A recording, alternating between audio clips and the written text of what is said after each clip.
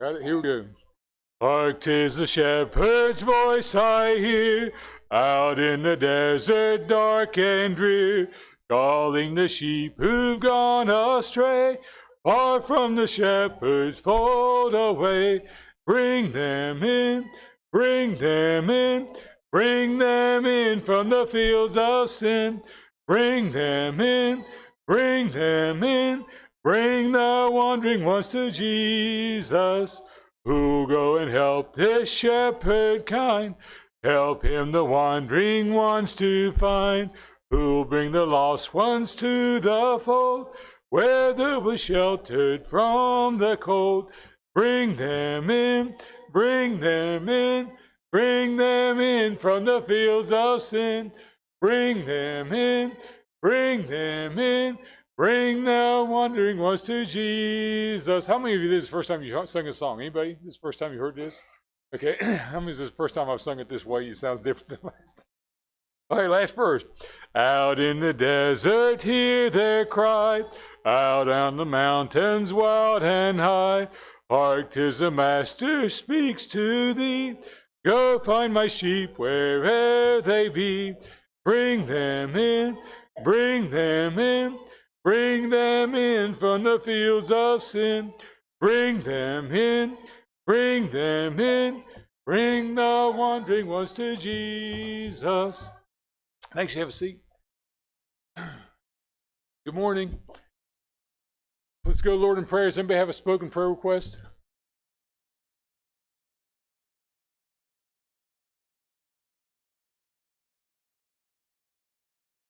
Okay. Stay away from the doctors. No, I'm just kidding. Yeah.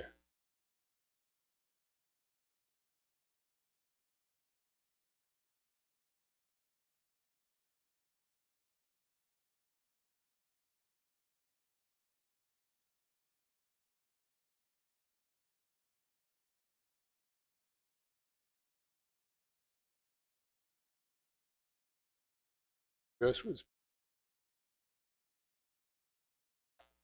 David said they did the biopsy. They're not sure of the results yet. They hope they got the biopsy. They're not 100% sure. Bruce and you. Okay.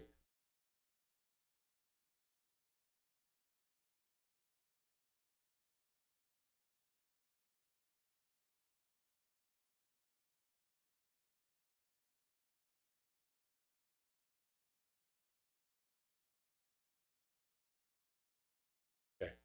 This is the young lady who was electrocuted, right?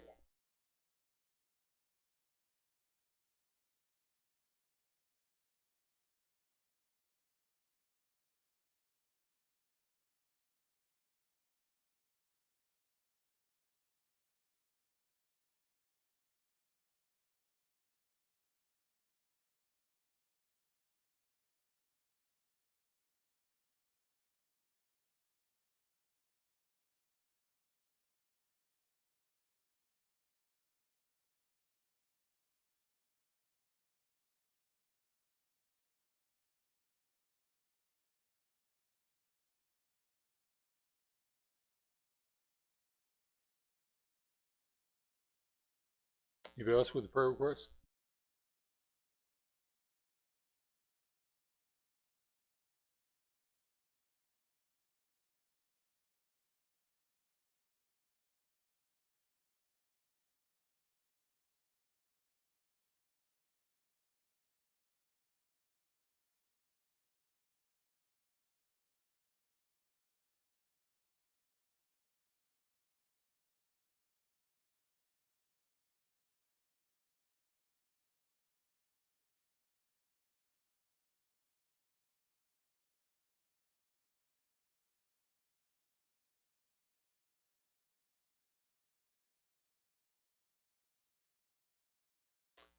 Else?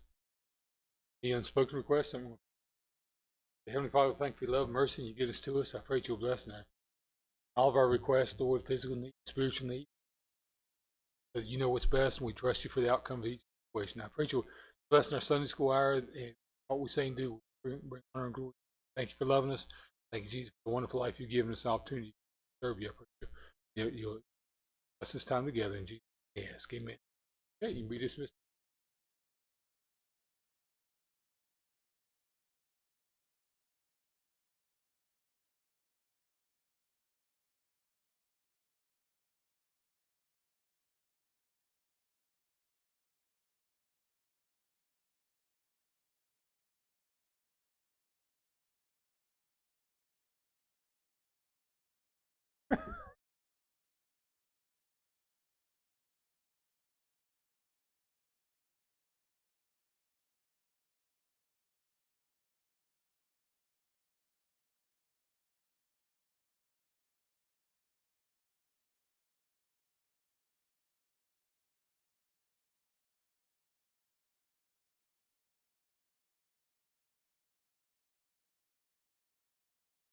Open your Bibles, please, to John chapter 9. John chapter 9.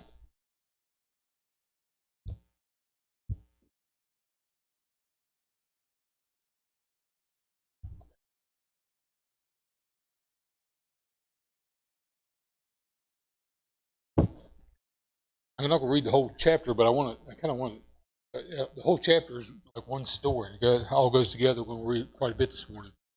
I'm going to just read a couple verses and stop, and read a couple verses and stop. And want your comments and questions as we go through this. John chapter 9, verse 1. As Jesus passed by, he saw a man which was blind from his birth. And his disciples asked him, saying, Master, who did sin, this man or his parents, that he was born blind? And Jesus answered, Neither hath this man sinned nor his parents, but that the works of God should be made manifest in him. I must work the works of him that sent me while it is day. He that cometh, the night cometh when no man can work. As long as I'm in the world, I'm the light of the world. No, stop right there before we go any further. His disciples asked him, verse 2, Master, who did sin, this man or his parents? You ever look at people and say, who caused that? Okay? You look at people and we're all guilty of this. We like to play the blame game. Whenever something goes wrong at work, with a problem in the family or whatever, we like to blame and say, it's that person's fault or that person's fault or what is it? I always come back in here. I thought she couldn't find her classroom. Okay. You ever work with somebody who blames everybody? No matter what happens, everyone's probably worked with somebody like this. Maybe someone lives with somebody like this. Don't point at anybody in the room. But it's always somebody else's fault. Whenever there's a problem, they got to blame somebody. Okay. But what if it just happens? Okay. What if things just happen and it's not? According to the next verse, what Christ said, He's got a plan for this guy, why he was born blind. But the disciples automatically think, okay, this guy's born blind. Whose fault is it? Right? This kid's crippled from birth. Whose fault is it? If this happens, whose fault? Should we blame somebody for this? Should we blame the doctors? I know there's people who have health issues, and whether it's medical malpractice or not, there's lawyers want to sue the doctors just to make sure that there is, there's somebody going to gain from this, especially the lawyers, right? And so we look at things like, whose fault is this? Why did this happen? Okay? And okay, we work with people that are like that. They always want to blame. Verse 3, Jesus answered, Neither hath this man sinned. He's not saying they're sinless, but it's not the reason for it. If this man sinned nor his parents, but that the works of God should be made manifest in him. There's purpose to everything that happens bigger than what we see. Okay? I love this because if that's true, which it is, if that's true, then no matter what happens, God has a reason for it. Right? He can use it. He can use our mistakes. He can use our not say use our sin. When we make a mistake, He can use it, send a reproof, and get us to respond in the right way next time. But the truth is, there's a lot of people who just want to place blame. God said, I got a purpose for this. Before the foundation of the world, I had a purpose for this. I had a plan for this. Think, why did this happen? Why was Hitler allowed to rise to power and to kill millions of Jews? Right? Why was the terrorists allowed to attack on 9/11? Why did things happen? And think, well, if there's a God in heaven, and a lot of people do this, they want to blame God. Why did God allow this to happen? Okay, we've gone through this with some of our family members, or some of us have gone through something and saying, I don't understand why this happened. Okay, just this week I was talking to someone, and a family member is sick, it appears to be terminal, and there's no unless God performs a miracle, there's no hope for the terminal patient. And the other family member says, I don't understand this. This person over here lives like a reprobate, and they seem to have a perfect life. This person over here has never done anything wrong. And all of a sudden we see them going through this, right? You ever see somebody like that and you kind of why this happened to that person, right? Why did Michelle quit acting on with the baby? She's hard enough to. I mean, if the baby's crying, everybody looks at her. Nobody looks at the baby that's crying. But if the baby's back there laughing and smiling, everyone's okay. But the truth is, we see something happen. Why did God allow that to happen? You ever had something like that in your life? Okay. Illustration: 1984. Tammy and I were pregnant with our first child, Sarah. We were looking forward. We already had the room painted. The nurse was ready. Lost the child. Whose fault was it? Whose fault? Doctor's fault. Okay. We didn't know at the time, but her doctor that I remember right, the doctor that's in the medical group he was performing abortions, but we didn't know it, and we didn't know. Just things you learn as you go and think they didn't care whether the baby lived or not. That's not a true statement. Okay, but at the time those thoughts go through your head, or someone comes out and says something like that. Think, why did God allow that to happen? Okay, God had a perfect plan. Okay, He didn't want us to stay. We were getting ready to leave here. We weren't sure if we thought about it in college, and we weren't sure, and that was the next. Okay, you're not staying. Okay, I've got a plan for you, and you want to go through. I don't want you to go through this. I do want you to go through this because I've got a plan for you later on in life. Okay, okay. Verse 5. Let's go on to read a couple. As long as I'm with you, I'm light of the world. Jesus said. Verse 4. I must work the works of Him that sent me while it is day. Night cometh when no man can work, and these things are going to happen. There's a purpose for it. Let's see what happens with the neighbors, okay? Because everybody knows this guy. If he's born blind, everybody knows the blind kid, right? Right? Everybody knows. Anybody have somebody in your family who's born blind? Right? Miss Joe's granddaughter has a boy that lives with them, Sammy. I remember him when I was a kid. He's always been blind, Sammy. He's been here to church a couple times. But with as far as I know, he was born that way. As far as I can remember. Is it his parents' fault? Okay, or did God have a plan? On this, God had a plan, but the neighbors now this guy's healed. They're questioning, is that the guy blind? Okay, let's read it. Look down verse 7, verse 6 and 7. When he had thus spoken, he spat on the ground, made clay of the spittle, and he anointed the eyes of the blind man with his clay. Said unto him, Go, wash in the pool of Siloam, which is by interpretation sent. Went his way, therefore, and washed, and came seeing. The neighbors, therefore, and they which before had seen him, that he was blind, said, Is this not he that sat and begged? And he was scamming us the whole time that he could see. He was actually one blind. He just blind. Some said, This is he. Others said, He is like him. But he said, I am he. Therefore said they unto him, How were thine eyes open? He answered and said, A man that is called Jesus made clay and anointed my eyes, and said unto me, Go to the pool of Siloam and wash. And I went and washed and received my sight. Then said they unto him, Where is he? He said, I don't know. Okay. You think he could pick him out? Okay. Now, I mean, here's a blind man, born blind, sits out there with a cup, and people give him money, right? Begging, he's a beggar. That's what he does for a living. Okay. We understand at that situation, that's what people do. Okay. Someone walks up to him, and you can hear him speaking. Here's him spit on the ground, and all of a sudden there's something being applied to his eyes. And my thinking is, I'm a blind guy, so what he just do? And they're talking. He knows that they're talking about him before he hears someone spit. Okay, and so then all of a sudden his eyes are moistened and something's going on. And he said, "Go wash in the pool of Siloam," which either he had to have someone lead him, where he knew exactly where he was at, and it could go wash. They came back, and now the neighbors are questioning and saying, "Is this the same guy? He's been scamming us. How are you made blind?" He said, "I'm going this way. I am he. I'm the guy that was blind and sat there begging. This guy Jesus made spit and made clay and washed my eyes, told me to wash, and I come. Where is he?" I don't know. I didn't see him. He could have been standing right there in the crowd. Would he have recognized him? Until he spoke, right? Until Jesus, and when Jesus spoke, he would have recognized him. But because he does find him later and speaks to him, he doesn't know who he is. All he knows is the name of Jesus, right? Okay. You ever had someone question why you? Okay, you got saved when you were 6 years old. There might have been a drastic change in your life, and nobody understands when you got saved. And you can just say, "I got saved when I was 6 years old," and no one. Mason, how old were you when you got saved? Okay, about 10 years old. Was there a drastic change in his life, Rob, when he got saved? When we got the same kid, okay? Okay. I know when I was 17 when I got saved. I remember people questioning that there was a difference. There's a drastic difference, night and day difference in my attitude, my spirit, everything about me. There's just drastic difference. What's different? Okay, neighbors in this situation, this is different than salvation. This kid that was blind. How did it happen? Just keep telling your story, okay? Because your story should never change. Okay, your salvation story of when you got saved and what changed your life, what makes you different, doesn't change.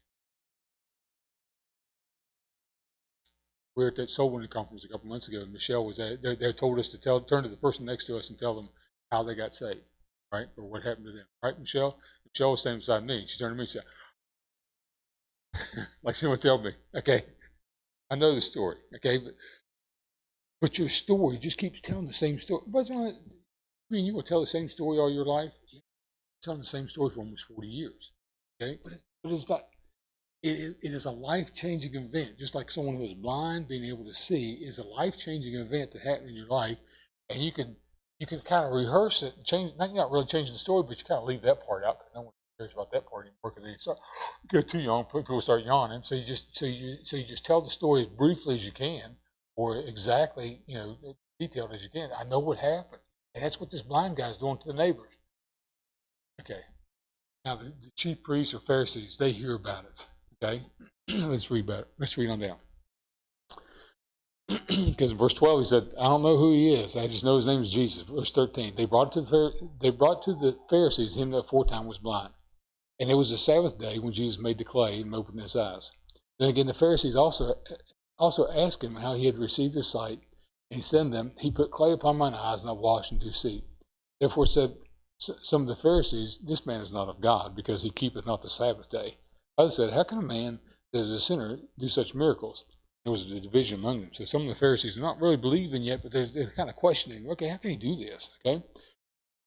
And there's division among them. Verse 17. They said unto the blind man again, "What sayest thou of him? He hath opened thine eyes." He said, "He's a prophet." Must be a prophet. Why else could he do this? It's got to be a man of God. There's got to be something different about him. He doesn't know he is God in the flesh. This blind man doesn't know who Christ is, but he does know. He thinks he must be a prophet. He can do this. Who else can do something like this? Okay, but the Jews did not believe concerning him that he had been blind and received his sight, till they called his parents to him that had received his sight, and they asked him, saying, "Is this your son, who you say was born blind? How then doth he now see?" Okay, this is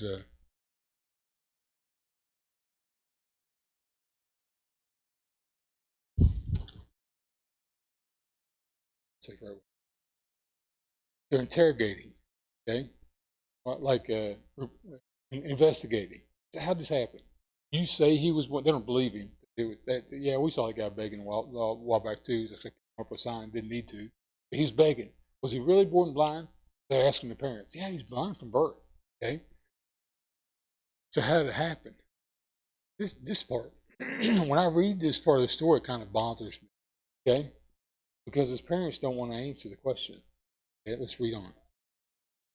His parents answered, verse 20. His parents answered them and said, "We know that this is our son, and he was born blind. But by what means he now seeth, we know not, or who hath opened his eyes, we know not. He is of age, ask him. He shall speak for himself." These words spake his parents, because they feared the Jews, for the Jews had agreed already that if any man did confess that he was Christ, he should be put out of the synagogue. Therefore said his parents, "He is of age, ask him." That bothers me. I don't know why. That maybe doesn't bother anybody else. What bothers me, but the parents won't even. They're more concerned about what the neighbors think than or being put out of the synagogue than excited over the fact that their son who was blind can now see. Because it says he's a man. It doesn't say how long he was blind.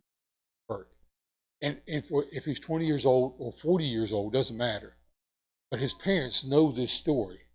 They're so afraid of the religious crowd, the Jews at this time, that they're afraid to answer and say he's of age, ask him. Scripture says this because they're afraid to answer the question. Okay. There's a guy that got saved years ago, Canadian Baptist Church, when we were there. He's a friend of ours. He came to church with him, and we invited him. They came. We were sitting about where Pierre and Jennifer were sitting, and he was sitting beside me in church, and we witnessed to him beforehand, and he came forward during the invitation to get saved.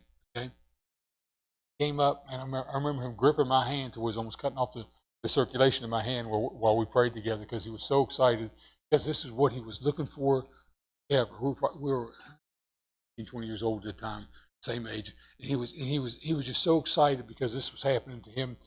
This is what he was looking for, but he didn't hear it in his church. He grew up in church and not hearing the gospel, not hearing a clear presentation of the gospel. He wanted to know his sins were forgiven. Okay, young married man, good guy. He just wanted to know his sins were forgiven. We went. He got saved that morning. Everyone's patting on the back and hugging him, whatever, excited that he got saved. We're going to his house. Him and his wife. We're going to their house after church for dinner. His wife was just learning to cook. I put that in there. We went to his house after dinner, and as soon as we got there, while she was fixing dinner, he went to call his mom. I was sitting there with him while he called his mom to tell his mom that he got saved. Okay, tell his mom he was so excited. Her response was, "You've always been saved." No, mom. This is something that I got something here. No, you've always been a Christian because you grew up in a Christian home. You've always been a Christian. And she downplayed it to the point where he was just like bust his bubble on it. And I don't know if you've ever been around somebody that does that to people, that as soon as they get saved,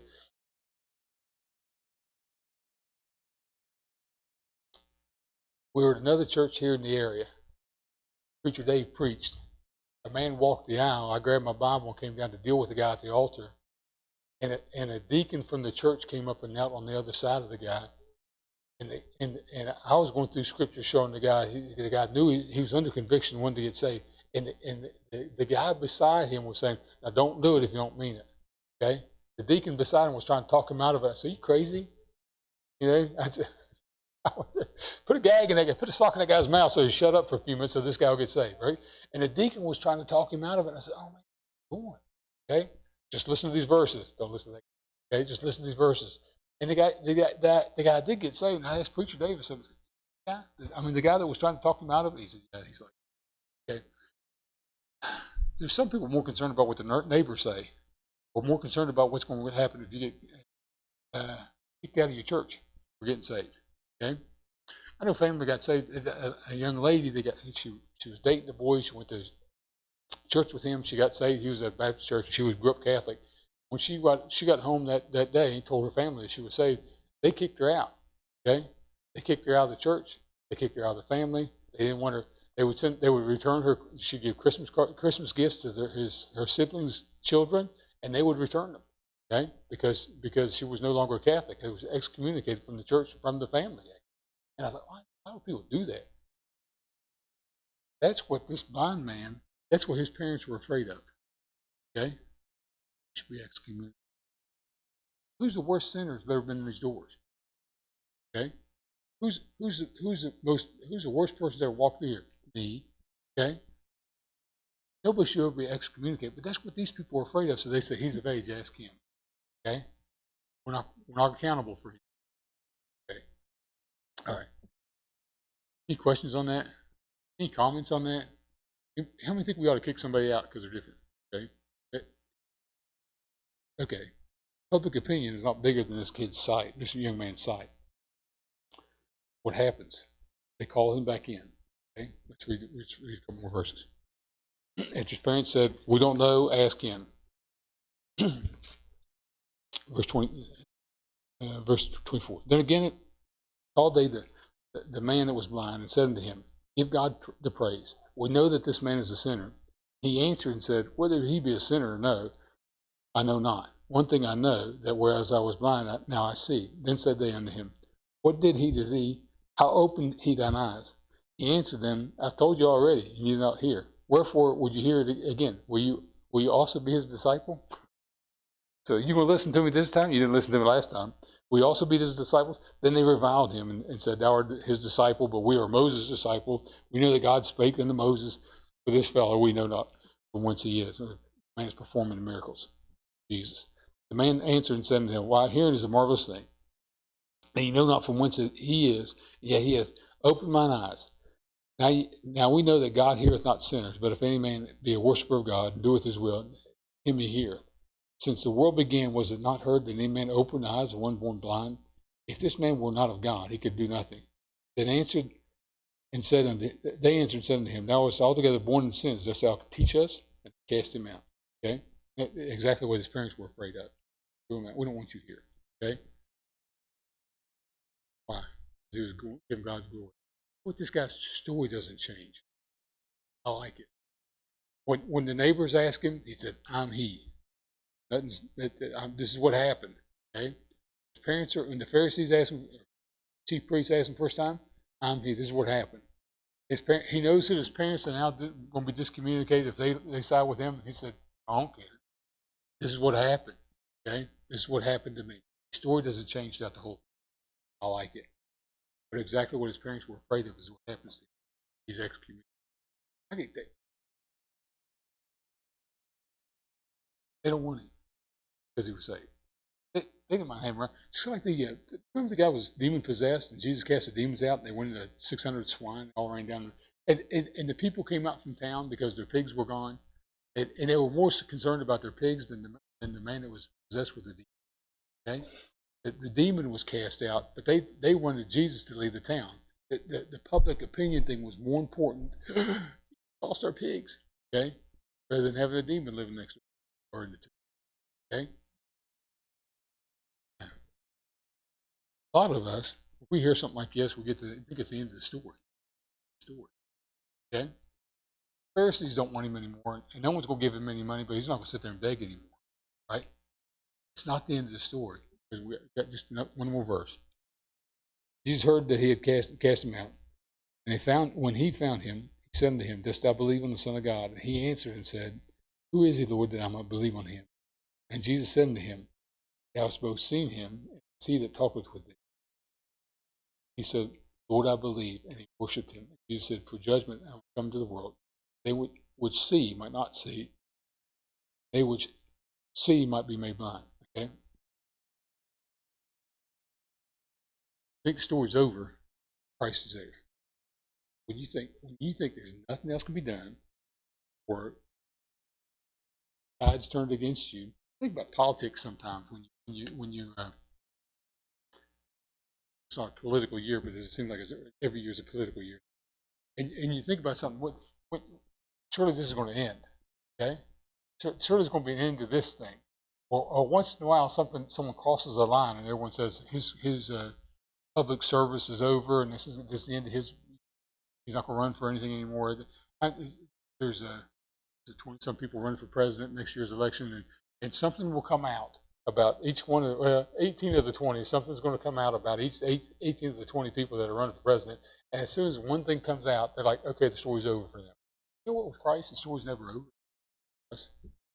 Okay, because when you were excommunicated from the crowd, people don't want you around anymore for one reason or another. He's always there. He'll come find you. Okay, and it's completely different than what the world says. The world says, not like us. Our kids go through troubles, and some of our kids at church have gone through troubles here recently, where they're like excommunicated from their friends for one. It has nothing to do with church. It's just friends or kids or whatever. And they go through something, but you're not alone. Okay, and he's always there, no matter what you've gone through. He's always there at the end of it. He'll come to you. Allow him to come. Look for him. Questions on this? Okay. Whose fault was it the man was born blind? Jason, whose fault was it? Him or his parents? Either. God had a purpose, right? God had a purpose for every problem we go through. gotta have a purpose for every ordeal we go through in life, and you get at the end of that. Laura was teaching a couple months ago on the winnowing process, and God said, "Okay, this is a winnowing process that I'm putting you through. Okay, I'm going to put you through this." He's like, "I don't want it. I don't want my child to be born with a problem. But what if God has a specific purpose for that? Okay, what if your child is a John Keller? There's a girl, David Highfield's daughter, Vicky. She was deaf. She had all kinds of problems. She couldn't hardly walk right. She had struggled with everything she did walking, including those. She had tracks made up, and the tracks were along the line of, "You want to see me in my new body? You get saved." You open it up. It tells how people get saved. So she walked like this, or whatever, stumbled along, and her arms were kind of curled up. She's deaf, and deaf people use sign language, but hers was kind of like palsied because her sign language. Everybody knew her, but she had tracks made up for a specific purpose. Okay, I was born this way, or this thing happened. I'm going to get a new body. Okay, God used that for her to be a witness to other people. Everything that happens in life, God has a plan for it. A lot of times we don't believe it. I mean, got a plan, purpose. Questions, comments?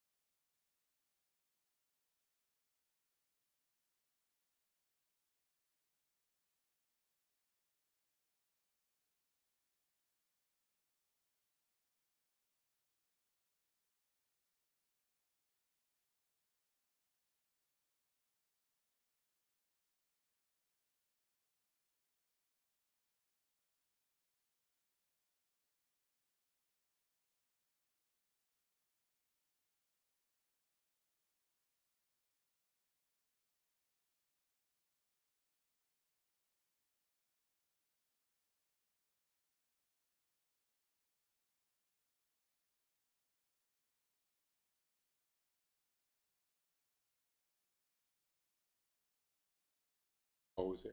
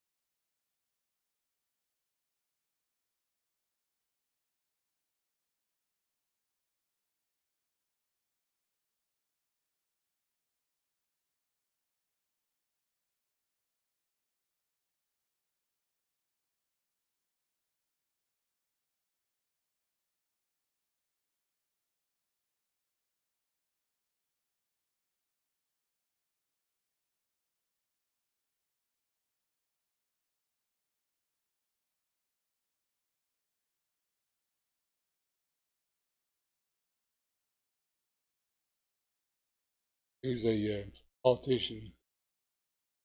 What was it Minnesota? Jesse Ventura, is that the right name?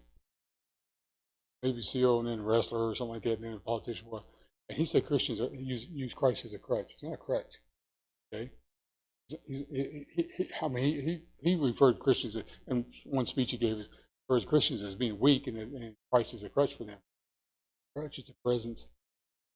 Okay, he's a solid rock and a stability is something that it's different than a crutch, something you lean on.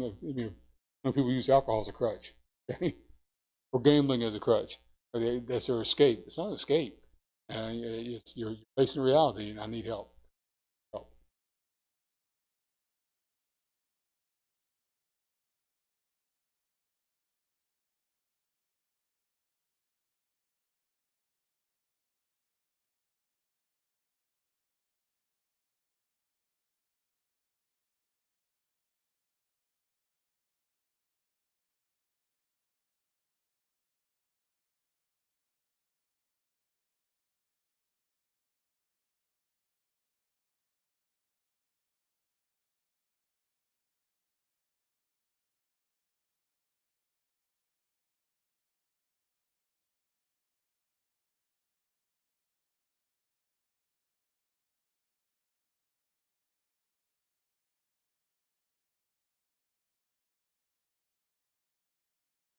But he's always there.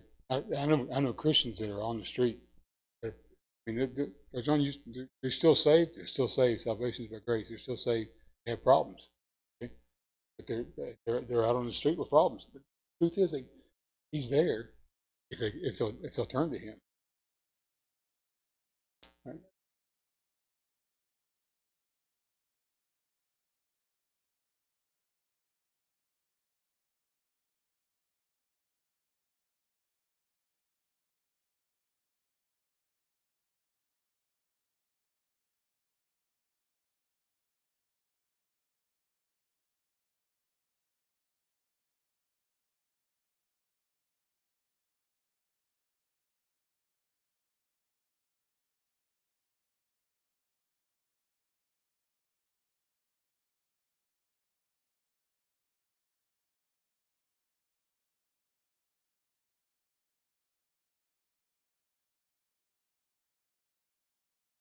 Okay, there's a difference between train up a child in ways you go and when he's older and not depart from it, or a child left to himself bringeth his mother to shame. There's verses on child rearing, but we'll talk. This is a different story where someone's born blind.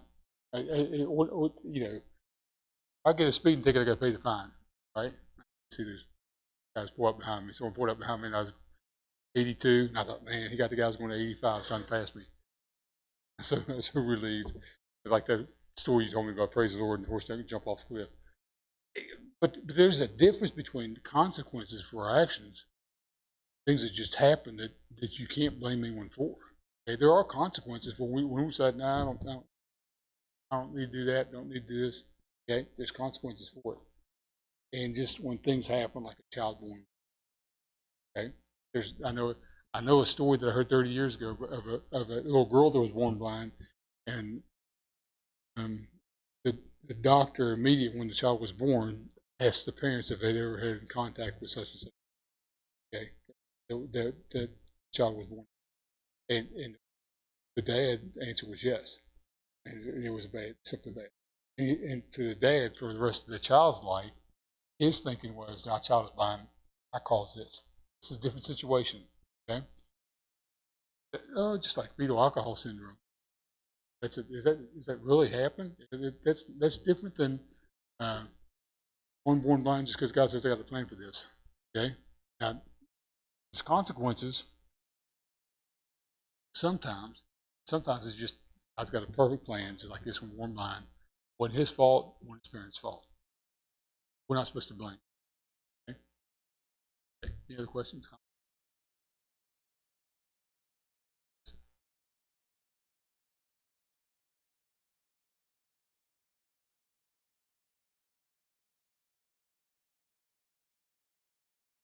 Okay, Chris.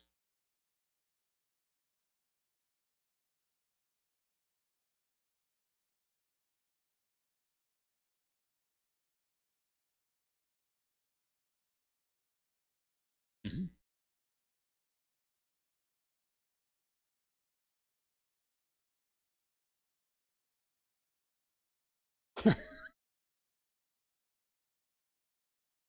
Glad you connect the dots. Here's us, right? Worship him. We hear him. Anything else?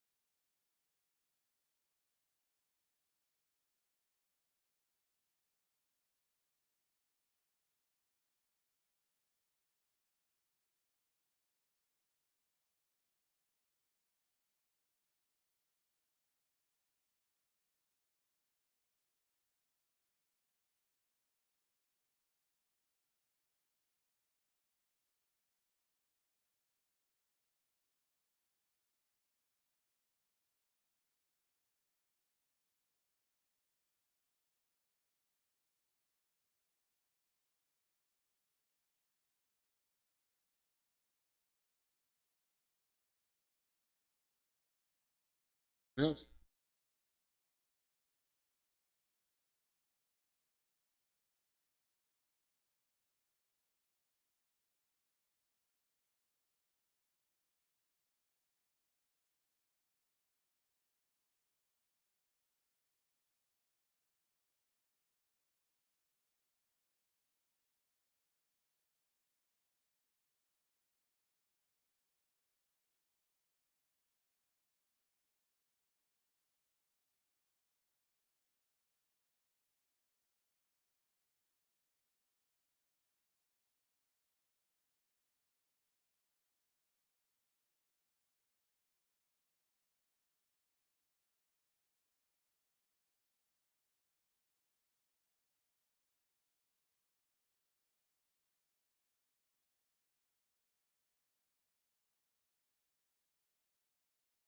Okay.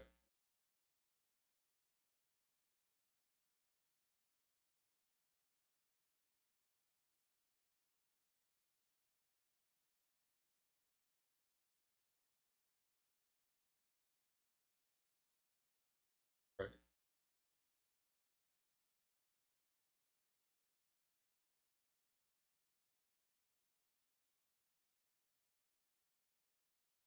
Right.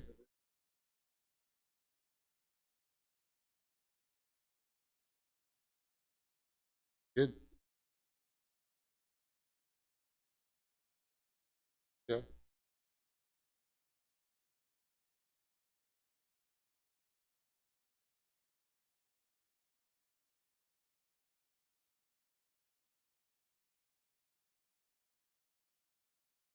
Right.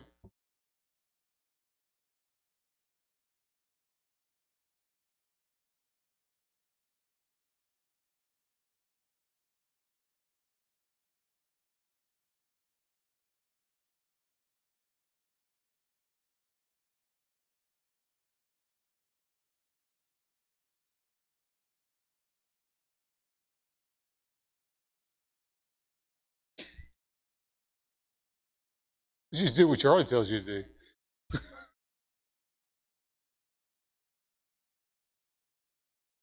Right.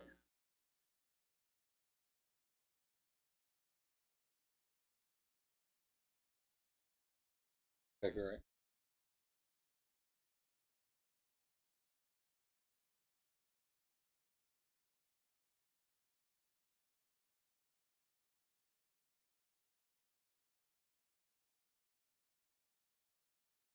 Right.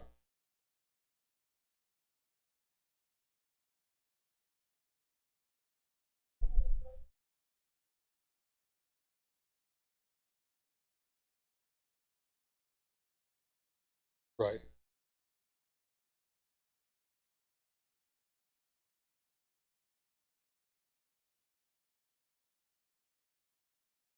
Right.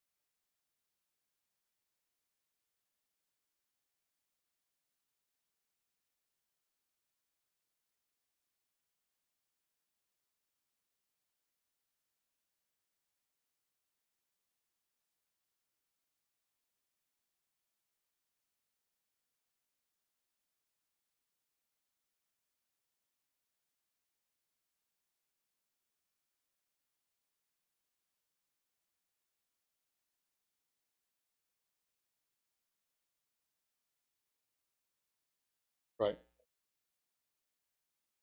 Right.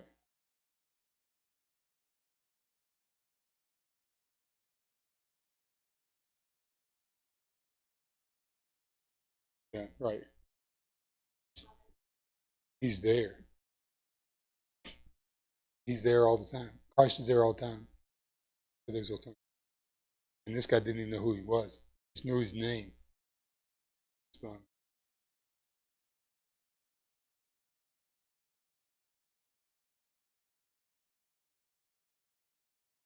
very good. Anybody else? Smith. Thank you, Lord, for loving us. Thank you for the truth He's given us in your word. Thank you for showing us each different angles. We love you, Lord. We see how you're working in our life. We see how you're working in others' lives. But you continue to use us for your glory. That's the next hour. Here's one we seem saved. In Jesus' name we ask. Amen. Thank you for coming out this morning.